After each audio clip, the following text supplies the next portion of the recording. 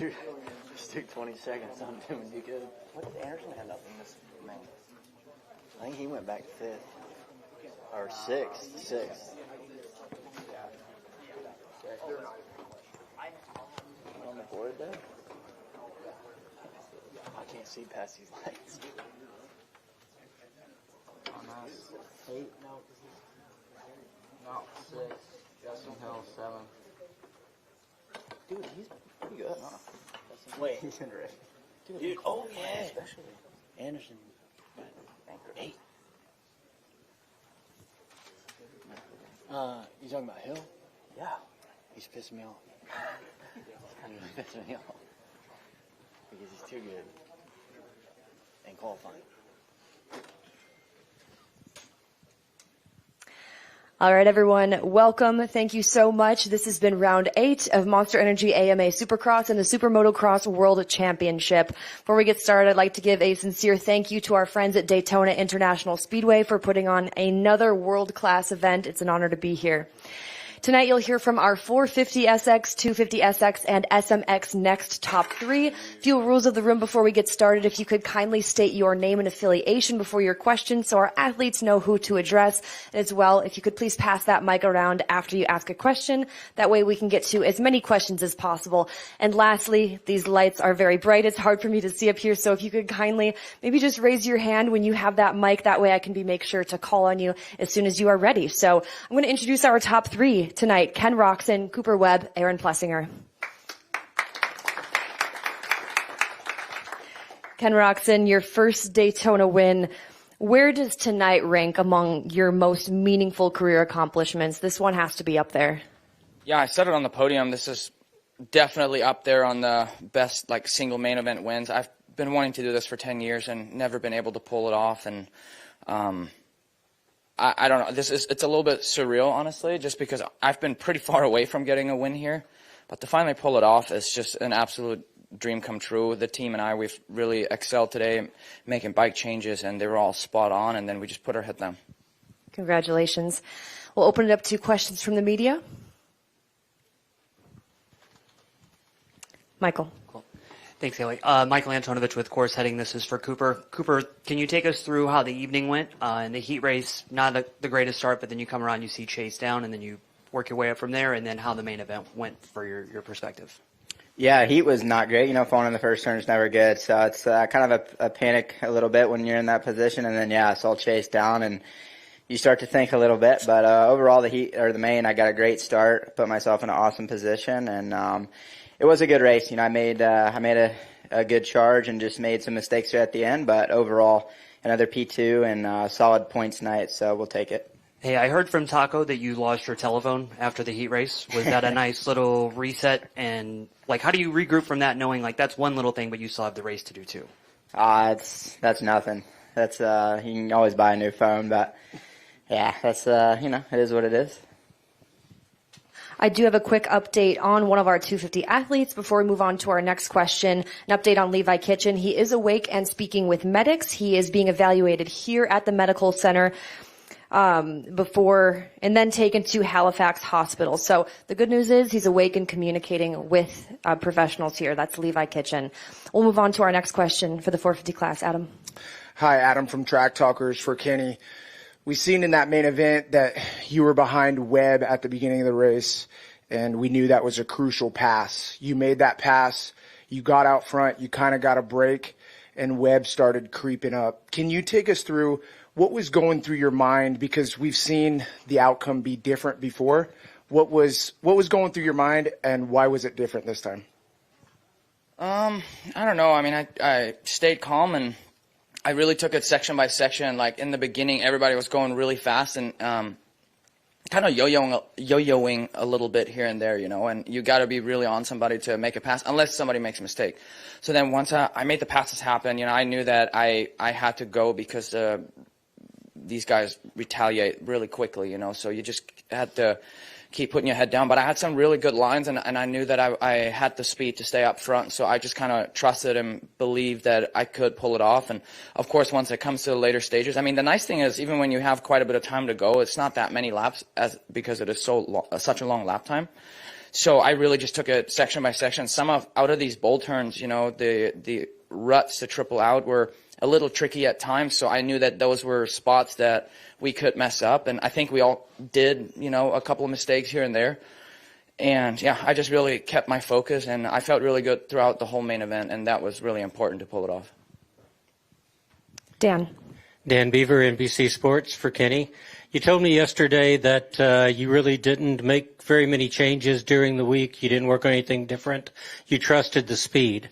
How gratifying is it to have gotten the win without making any huge changes during the week? I mean, it's very reassuring, you know. What was this, round 8, I think? And I've never, you know, not really done that good at Daytona, but I really have nothing to lose, you know what I mean? And I know that, so I just kept doing my thing and trust in my decisions throughout the week, and I trust in them also on the weekend. And I think, yeah, for right now, it's paying off. Michael Lindsay, Battle MX, also for Ken Roxon. Kenny, the track itself broke down so much, the rhythm lanes. Was there any point that you had to make decisions on basically what rhythms were worth still attempting versus backing it off and being consistent? Namely, the end of the sand section, the triple you were doing, that was really technical into the corner while it looked cool. Was there any time you were starting to make those decisions, what's worth it, what's not? Honestly, I think that was the easiest part of the whole track. But for the most part, some of these bowl turns, like if you wanted to come out and triple, or your plan was to triple, if you didn't, there was always a backup rhythm. You know, as you would go 2, 3, and then you know, I would try to miss the 5-footers, the big ones, to not go so high. But you kind of, depending on what the turn gives you, you kind of always had a backup rhythm that you could do. So I wasn't too stressed about it, as you can come back from it. But there was one time after, before we get kind of like to the whole straightaway by the finish, like that rhythm section before, out of that tight left-hander, where I really made a big mistake, where I doubled my way through the whole thing and kind of bounced off that. And it was fairly in the beginning, and I didn't like that. But that was really the only like bigger mistake that I made. So other than that, you can kind of make a mistake and then usually triple your way out of it into the turn and stuff. So it was doable. Back of the room, Kevin. Hey, Kevin Kelly, winners take y'all. This question's for all three of you guys. It's a super basic question, and take your finish out of play. But I mean, how fun was that race? Like for me, I got to announce it. It was incredible to announce, and it was just fun. I know you want to win, Cooper, so turn that frown upside down. Let me just hear how fun that race was. It was, you know, it was a lot going on, especially at the beginning, man. We were freight training, and like Ken said, if you made one little mistake early, you know, it bit you pretty hard. So it's an awesome racetrack. It really is. Like you're always searching for lines, you're changing, you're making mistakes, but then you nail something one lap and you're right back in it. So I mean, it's definitely, you know, like you said, I hate losing. But with that being said, you know, when you look at it, I'm sure on Monday I'll look at it and be like, man, that was a sweet race. So overall, you know, when you look big picture, it is a lot of fun. It's always nice to be up here and race hard and race clean, and everyone do their best for sure. I honestly think that also the track, I mean, it got way more raceable at the night show, because I feel like during the day it was pretty gnarly as it got hard packed, but it was very, very ruddy. And then I feel like the track was at its best during all the races, so that made it a lot more fun too. I had a lot of fun. I was just up front, so I haven't really been up front this year. So yeah, just being out front and battling with these guys and just getting laps out there was really fun. And this track is always fun. So to get a podium here was pretty cool, and I looked good doing it. So hell yeah, Sir. Gavin with Transworld Motocross, motocross.com. This one's for you, Aaron. I know the last few rounds for you weren't the best. You've been getting 7th, 8th position. Today, obviously much better for you. Great start, looking good all day. What kind of changes attribute to that today? And is it maybe just the speedway that you like better, or even the crowd being so loud for everyone going by? Yeah, to be honest, I've just had really bad luck. I was sick, and I mean, I know everybody was sick, and just I just had unfortunate circumstances that just kept me in the back. And, yeah, I just got a good start and was able to kind of execute. That's what I haven't been doing, is execute. And I've just been, you know, the last couple starts I've had in the mains have been really good, but I've just kind of fell back. And this week I just felt good. I felt a little different, and I haven't really changed like too much on the bike, and just I don't know. I just felt good tonight. Thanks. Sir? Steve Schweitzer with Alaska Press. Aaron, you donned a Dale Earnhardt T-shirt on the podium, and of course, Daytona fans love that. Can you speak to what type of connection you feel with him? I don't know. Just coming here reminds me of him, I guess. I don't know. Just speedway tracks have a different vibe, and I feel like every time we come to a speedway track, I feel kind of a Dale vibe. So I don't know. It's just in the heart, I guess. Ma'am? Yeah, Sarah Whitmore with Racetracks for Cooper. We've seen this scenario a million times where you're closing in on Kenny towards the end of a race, and we've always seen it go kind of a different way. What was different tonight? Because you pulled up right behind him, and then he kind of pulled out again. So was there anything that happened? Did you bobble or? He was just on it, right? I mean, he passed me. I was ahead of him, and he got around me, and like I said, made a quick pass on Aaron, and it was kind of like, oh, you got to get going. And yeah, like he said, he kind of sprinted away, and I got some good laps there going, and I was starting to inch up, and then he just was riding solid laps. It pushed me to try to ride a little harder, and I made some mistakes and allowed that gap to get there, and yeah, he won straight up. So it was, like you said, it was something where most of the time it's gone the other way, but it's still, like you said, a great race overall. Another question here at the front of the room. I don't have a mic, but I have a question. There you go. Adam, Track Talkers for Kenny. Simple question. How important is this win to your championship? I mean, anytime, once the gap goes to 19 points, like there's really, you don't want to see that gap get any bigger. So not that I made up a lot of points, but that is just, it's very important just to keep it to a minimal. We can see that things can just happen so quickly, and we have a lot of racing to go. So it's just really fun for me to be in it. And then this win just came at the right time, and it feels really good. If we're not talking about points, how important is just this win for your push? Yeah. If we don't talk about points, like no matter what, this win it's different than, I've won in a normal stadium, and everybody always talks about how special this one is. So yeah, all this aside, it's a truly special. Any win for me nowadays is really special. I feel like when I win now, they feel better than they used to, just because there are more few, at least as of right now. Yeah.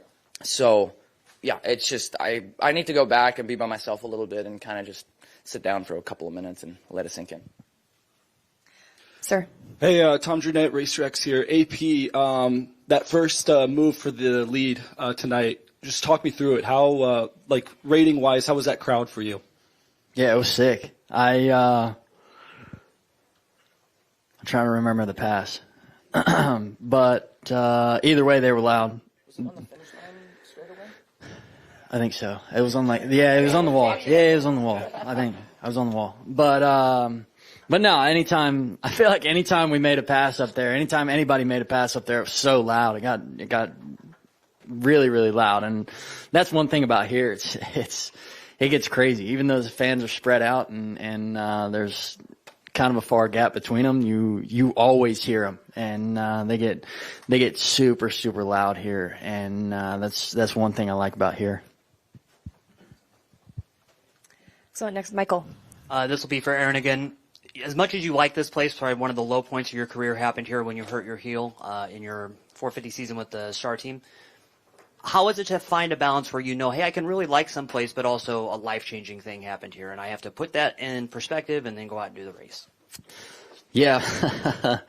My rookie year, 19, I shattered my heel here, and that kind of ruined that year for me. But, to come back, I think I had one of my best finishes here that next year, and then the year after that, I had my first 450 podium ever. So to kind of rebound like that is pretty cool, and it went from my least favorite place to one of my favorite places to race. So it's pretty cool that I can rebound like that, and Yeah.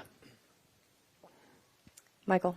Michael Lindsay, SMX again, another one for Ken Roxon. The section I mentioned after the sand, the 3 into the corner, basically from the finish line on through that area, seemed to be one of your strongest of the track. When you were chasing Aaron, I was actually expecting the pass to come right after that in that corner. You actually attempted it there. You did make it happen on the other end of the track. But what was it from the finish line to there? What were you doing that you felt like you were excelling at so much to bring down that gap? I feel like I was really good in the whoops, jumping through them, really squirting forward, and then out of that bull turn, even in the heat race, I went 3-3 and then basically hit the wall in that little double right there. And then when I landed on that double, I just got a really good drive through the sand. And yeah, that triple into the turn was super fun as I landed basically on the start of the berm, which was kind of like a wall ride. And then you can really run it all the way around. It did get a little bit more tricky as the rut got deeper and a couple of times it actually bounced the other way. But then I just started cutting underneath it, and I don't know, for whatever reason, I had a really good flow, really on the whole track, but that was a little bit more of the faster, flowier part of the track, and I just had good roll speed through everything. Gentlemen, thank you very much. Ken Roxon, Cooper Webb, Aaron Plessinger. And also important to note that Cooper Webb will maintain that red plate going into next weekend in Indianapolis.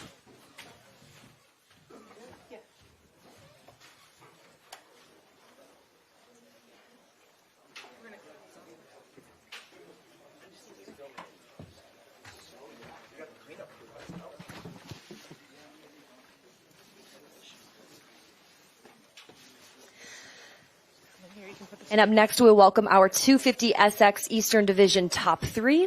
And while we wait on these gentlemen, where do we go from here? Like I mentioned, Indianapolis, Lucas Oil Stadium. It will be an East-West showdown. You can find tickets and viewership information at supercrosslive.com and supermotocross.com.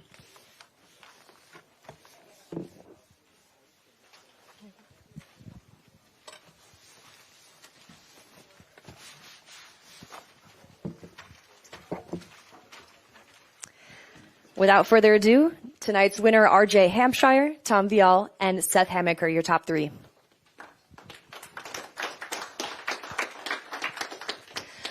RJ, I'll start with you. You were on point all day, and you appeared to have a level of fight that you just didn't have at the last round. So what was the difference maker tonight?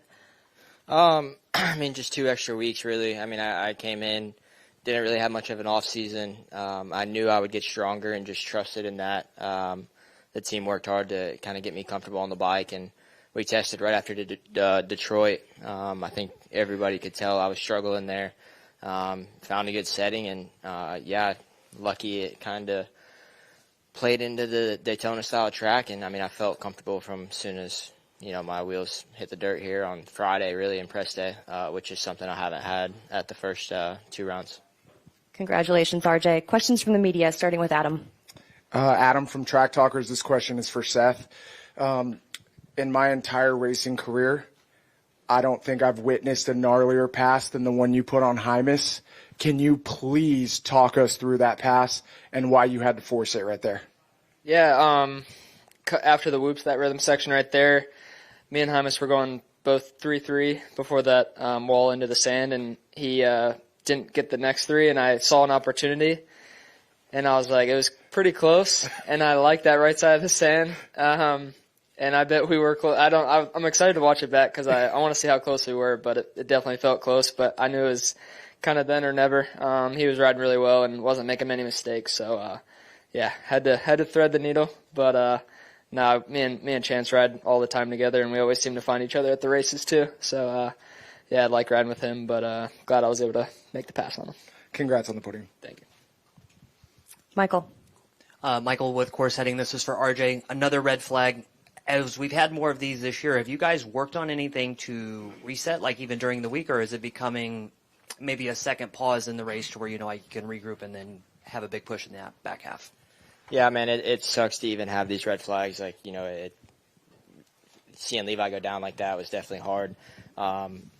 It's just part of it, and I've yet to have one of these red flags actually play into my favor. First one, everybody kind of seeing what happened, and then had no fight in me in Detroit, and then in this one, I felt like I was pulling a gap before it. Man, it's just tough. Like we were past the halfway. I'm pretty sure once the red flag came out, and then you lose, the 2 laps or whatever it was before we crashed. So really, we go longer than our normal main events, and now you're all dirty, like sand in your goggles, everything, and you literally have to reset with the guy that's trying to pass you right on your rear wheel again. You really can't practice that. Just hope it doesn't happen, really. Dan Beaver, NBC Sports, for RJ and Tom both. Can you guys, this is what we expected at the beginning of the year, the 2 champions battling against each other. Can you talk about what it was like to actually be able to race one another for the lead? You guys were really close at least twice there. Yeah, I mean, we actually battled in Detroit quite a bit also. I feel like that's going to be the rest of the season. I mean, we're both pretty good starters and pretty close in speed. We race each other hard, but both of us are pretty clean also. It's fun. It's good for the fans, and it's a cool story. Yeah, it's been like the last 2 races in Detroit, we battled quite a bit. And again tonight, RJ passed me, I think, after like maybe 3 or 4 laps, pretty early in the main event. And we were pretty close. We were going back and forth. And the track is pretty tricky. I think we were losing some time. If you miss a rhythm, you kind of lost like a second pretty easily. So it was going a little bit back and forth. And I tried to stay close, but I couldn't really get close enough and to make a pass. So I couldn't do much better than second tonight. But pretty happy we stay close in the championships, and that's the goal.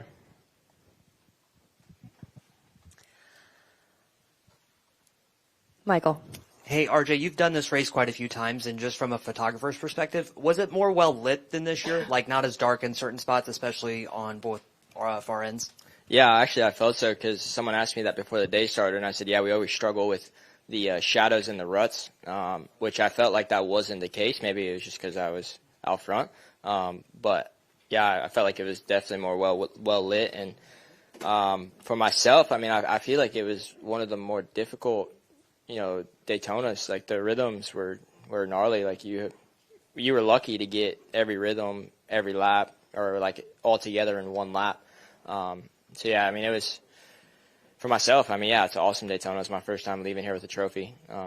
Won, I think, 4 or 5 heats now and yet to leave with a trophy. So it was, 25 Daytona definitely played well for me. Kevin. Yeah, Kevin from Winners Take Y'all.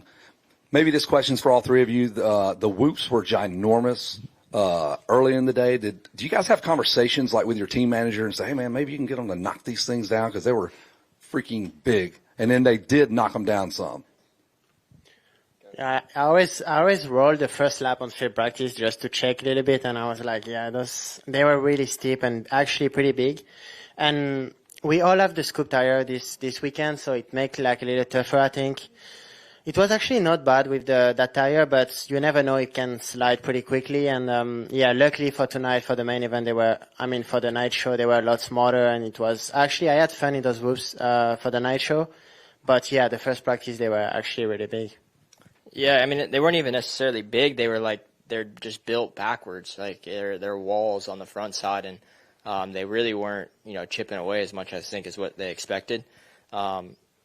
I wasn't the guy to complain about it, but I would have definitely backed it up, whoever did.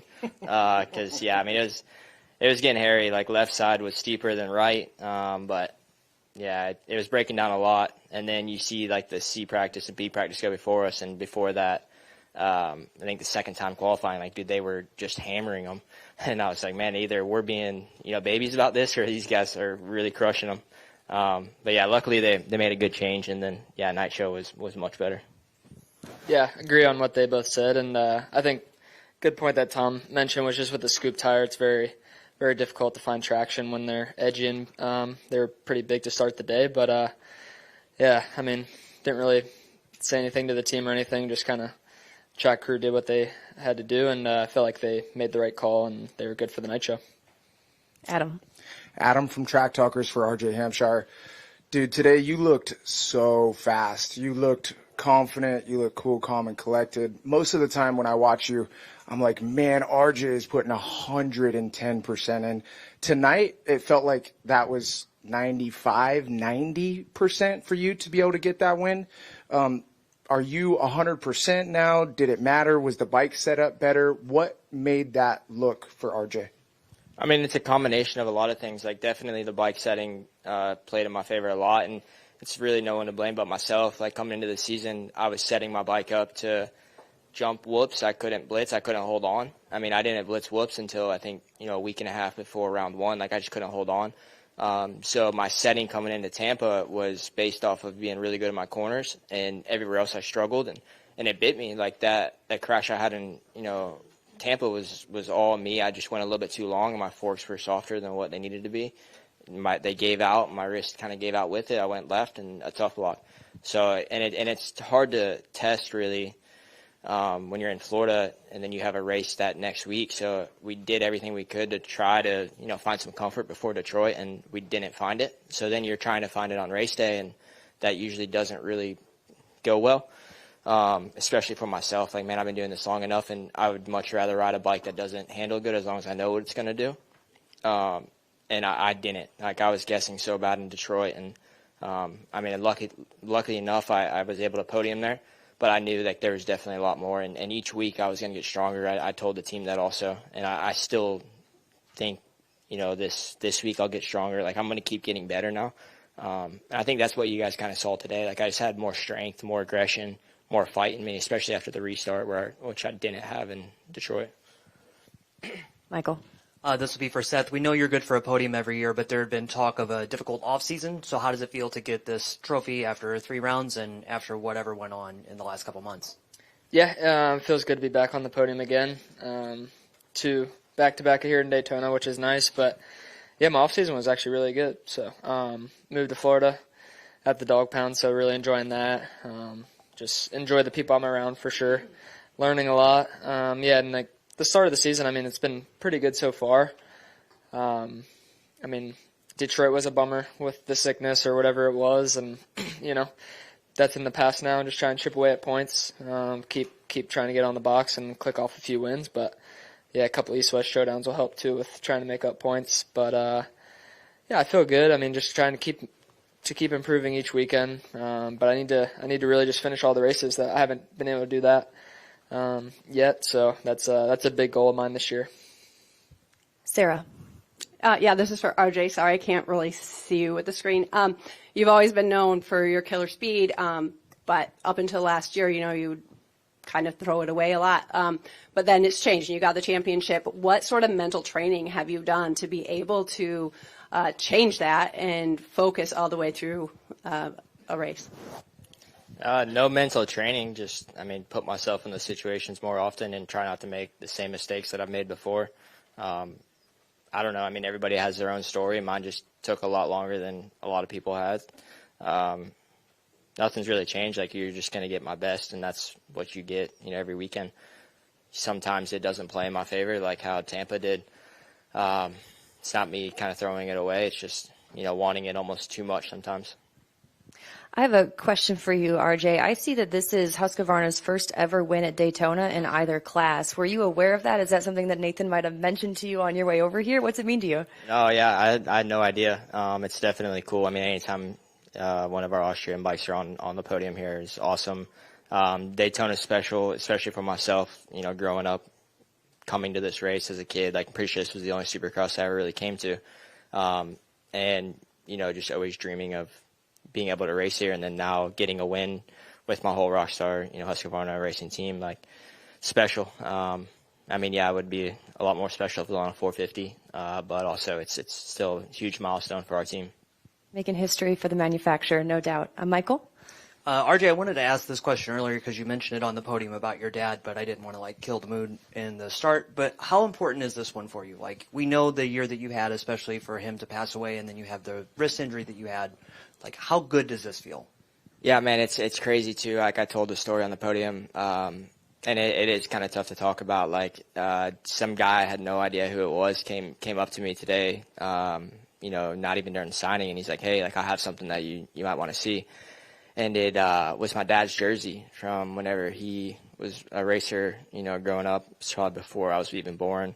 And he's like, look, I never got the chance to have him sign it, but I want you to have it. And just, man, that kind of, yeah, that hit hard just because, you know, this was my dad's, like, favorite race to come to. Yeah, I mean, you guys could tell, like, how much it meant to me. And, yeah, just something extra today. Like, I felt great on my bike and had a lot of friends and family here. So, yeah, it was cool to get that win. Adam. Wow, for the panel, we'll switch it up a little bit. The East-West Showdown is coming next week. What's the plan going in? Yeah, I mean, it was nice to be up there today, fighting for the win right before that race. I think it's going to be an important one. I really like the track. Last year, I enjoyed it. It's really soft. I mean, normally it should be soft and a lot of ruts, and I love those conditions. So I'm pretty excited to be next weekend. Michael? For Tom, you know, yesterday Max Yancey had a big crash. He has the red plate. It looked pretty hairy for a little bit of how he would be today, and then he comes out and does 2 really, really solid qualifying sessions. What does it take to win this championship, to have a day like that and then bounce back? Because, you know, you could have a bad day just at any point, but then the next day you have to show up and do it. Yeah, I mean, I was right being Max when he crashed in the press day, so he actually had a really gnarly crash, and glad he was fine today and able to ride. He was good in the afternoon, and then I think he finished second or third in the heat race, right behind me. So it was good. I mean, it's nice after a crash on press day to see that the guy is fine the day after. Thank you very much, gentlemen. RJ Hampshire, Tom Vial, and Seth Hatmaker.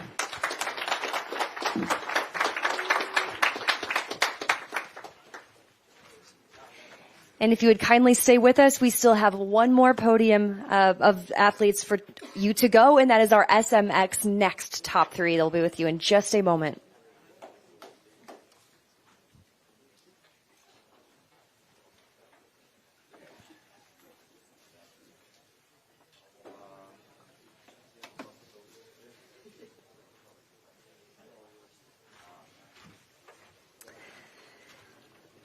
And if you would join me in welcoming our top 3 up to the lectern, Landon Gordon, Enzo Temmerman, and Justin Turner.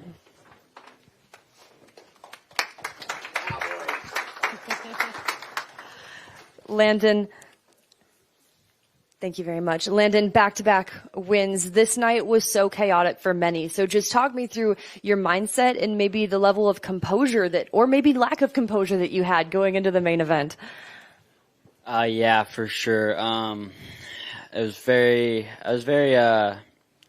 nervous on the line, but I just wanted to execute like I did Glendale, and didn't start out like that. My main goal was to just hit every rhythm, every lap, and took what came to me, and ended up getting a little lucky there with a flat tire from Fedorstov, but I'll take what I can get, and it was a good night.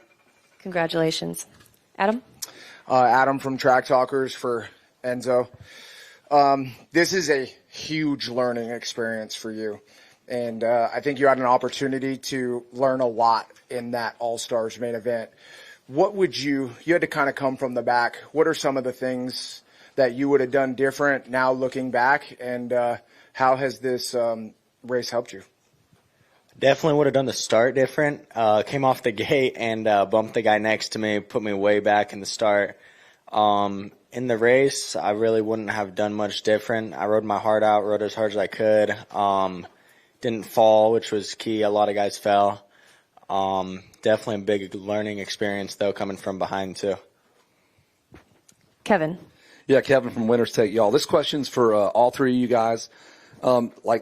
What does this event or these events do for you in terms of like answering questions or creating questions? Like, are you where you think you should be, or does it kind of go, oh my God, I got a lot of work to do?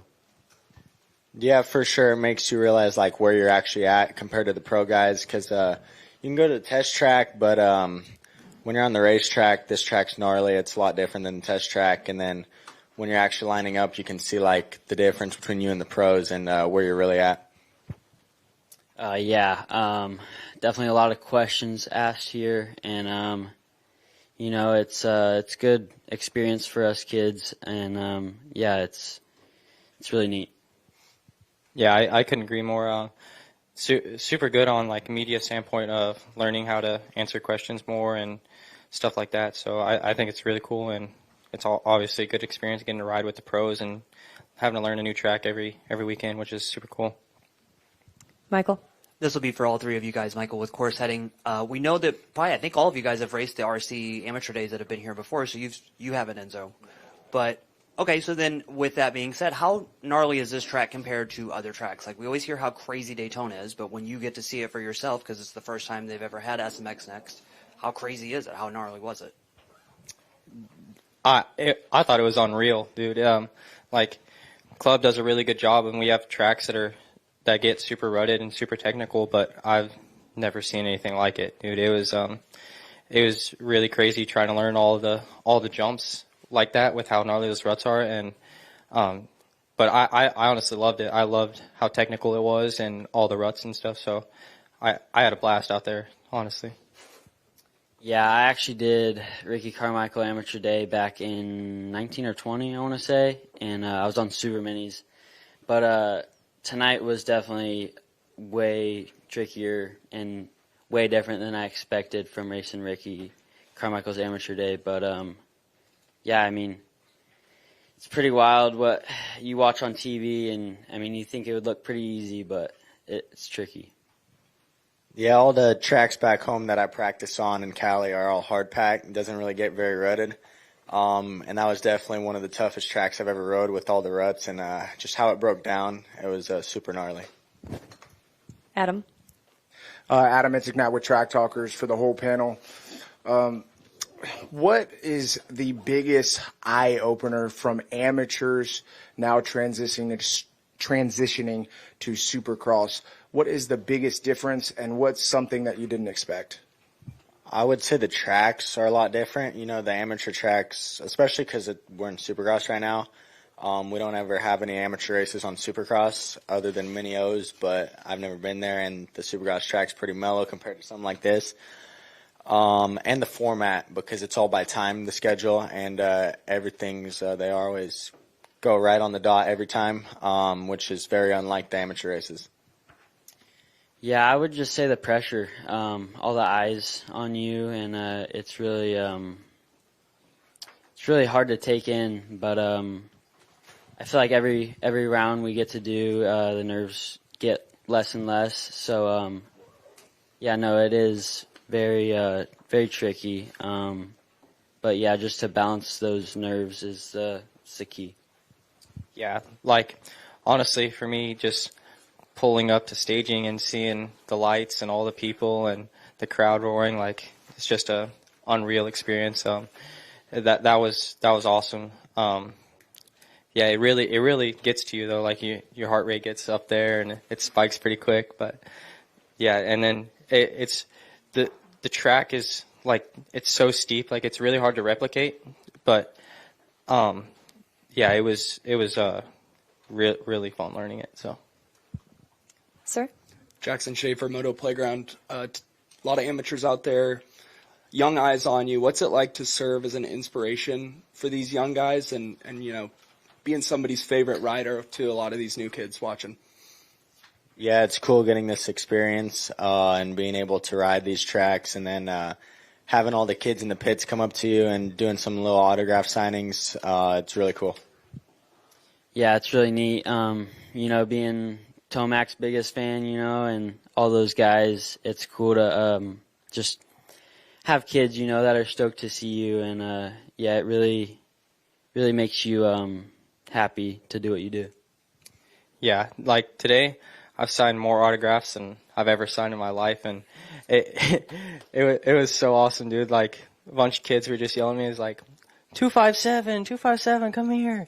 That was really awesome, dude. It was unreal. Enzo, you have a really interesting story. You know, when we talk Daytona Beach, you know we're going to be talking about the sand. It's always a factor here. You have had a unique experience going over to actually ride in Belgium at some of these sand tracks. So I want you to tell that story for our audience. What exactly brought you to Belgium and how that immediately impacted your racing back stateside? Yeah, so my family on my dad's side is from Belgium. So when I was on 65s and then 2 years on 85s also, so 3 years in a row, I went to Belgium to raced in France, Belgium, and the Netherlands, and got to ride tracks like Lommel and all those real gnarly sand tracks. And I mean, there's only one sand section today, so I wouldn't say I helped too much, but it's really cool being able to race over there. Great story. Any other questions from our media? Back in the room. One more question for you, Enzo. Are you now considered the fastest in your family? Because I know your dad made motos at Hangtown, 07? So are you officially going to take over the point as the best rider in your family?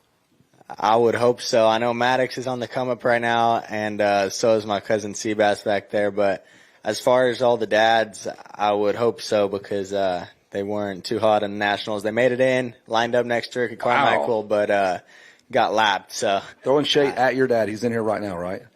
No, he's not here right now, but he's probably watching. He's watching online. There you go. So you got one coming when you get home. Yeah, definitely. Okay. And I think that will do it. Thank you so much, gentlemen, for your time. Our SMX top 3, that is Landon Gordon, Enzo Temmerman, and Justin Turner.